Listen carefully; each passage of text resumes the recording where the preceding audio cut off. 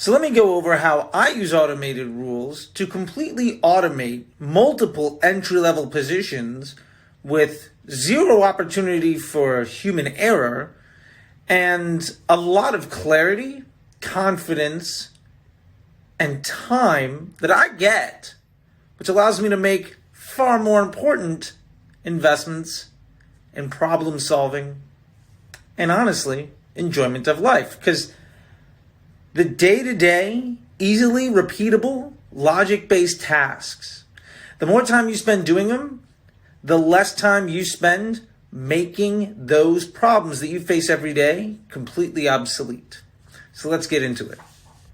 Before we get into it, let's accept something for truth. Absolutely, Facebook's automated rules are going through development issues right now, and sometimes they don't fire every time like they're supposed to. And if you feel like this means that you need to invest in a solution, go for it. And when you say, well, I don't know if I want to spend the $50 a month. If it saves you $10 a day, that's 5 hours a month. Are you worth $10 an hour? Because if you ask me, the answer is fuck yeah. I'll gladly pay somebody else. So part one of performance gate scaling is saying, well, we know Facebook paces. Why do we want to be reactionary? What if we started out the gate just a little bit faster, knowing that, hey, if it's a bad day, we don't have to spend that additional money. But if it's a good day, we go further with much less effort. That's what we're going to start off with. So part two of performance gate scaling is saying, well, what if we hit our objective and the day's not over? What if my target cost is $20 and I have 13 sales? Why would I not want to try to spend 260? Because even if I were to spend all of that additional money and I get 0 extra sales, don't I get a lot more clicks? Don't I get more quality people into my site? And what if there's a delayed attribution there too? Why leave any opportunity on the table, especially if I'm already at my goal? When we're training the system, we want as much data as possible at better than our objective. So every penny we can spend below that target is good for us. Plus, when you push your budget in the middle of the day, Facebook almost assuredly won't spend all of it. It just paces. It'll never happen. So part three of performance gate scaling says, we may have gained a lot of ground today, but let's not give it all up because tomorrow has no guarantee based on today's performance. So the point here is, say we got that 13 sales or those 15 sales today and we went to 260, 300 on our CPA of $20. Let's put a little bit of that back in our pocket. And hey, if tomorrow does great, we'll push more. But if it doesn't go well, we save some money. Plus, we already have that little thing that protects us if it's not a good day. So the point here is, if we're doing well, let's lean in. But let's not sacrifice all of our wins because past performance is no indication of future success. So part four is, let's look at this in its entirety. If we have a really good week, we might go from $100 to $500 or something like that. Like, we could legitimately just keep pushing the results. And if we're seeing good day after good day after good day, why not lean into it? You could easily 5x.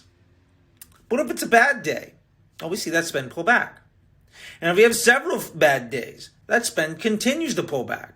So ultimately what we have here is a living and breathing level of investment on complete autopilot based on performance trends over time. So if we're doing well, we see more spend. If we're doing poorly, we see less spend, which means we never have to worry about spend ever again. Because all we need to do is worrying about giving the system better choices to spend on. It's really that easy. Completely automated our entire ad account spend-wise, which is going to tremendously improve our performance and train the system to understand what our goals are. Let's break it down from our campaign budgets down to our ads. Let's optimize what we're investing with in a completely automated fashion so we have to spend this much time optimizing anything in our account. So let's take a look at the trend analysis of any one of our investments. Our ads. If over the last 7 days that ad has spent over $500 and it's nowhere close, let's turn it off. Now mind you, every single day we're going to turn all these ads back on, and as long as that spend is over $500 and not desirable, it's going to get turned right back off again. But if it's off, then another day goes by and another day goes by, and eventually that ad spend level is below that threshold, so it gets another chance. Now what happens is over time, the ads that perform well get more and more spend. So Facebook stops spending where it sucks, and eventually those things just never see spend ever again, and we can just keep them off entirely. It's that easy. Now that we have a completely automated system managing our investment and a system to optimize the assets that we are investing with, let's go and start to address the audiences. Now, you know me, I'm a big believer in that most audiences are absolute bullshit. But how do we actually want to prevent additional waste? Let's remove our exposure to risk. Well, if by, say, 6 p.m., you have, say, no sales, or you're 30, 40, 50% off your Target CPA, why am I going to train Facebook to say that you're an investment that has value? Just like we're turning the ads off or we're reducing budget, we can absolutely do this also at the ad set level. Maybe today is a bad day for you and we're going to cut it. Or maybe there's another option in that campaign that's just crushing, and you being around is just sucking resources from that thing that's great. Why don't we scale our winners instead of trying to give everybody a fair chance at winning today? Now, exactly like we did with the ad and with managing the investment by campaign, we can also understand, based on our ad sets or our audiences, if we're not getting the performance that we need, let's not let you try to be a liability to our overall success. So, in this same way, if the investment level is above a threshold and the performance level is outside of the desired range, let's not let you present a liability to our ecosystem. We're going to reduce our exposure to risk. Now, maybe for whatever reason it's a bad day. Maybe for whatever reason it's a bad set of days. Maybe for whatever reason some choice we've made is bad for you.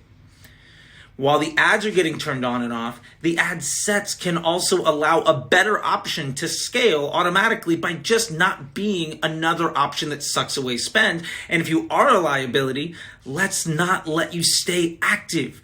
It really is just that simple. So now we've taken complete automation for our investments to make sure that we're only having assets of high confidence and recent performance live, and managing our exposure to risk across campaign, ad set, and ad level.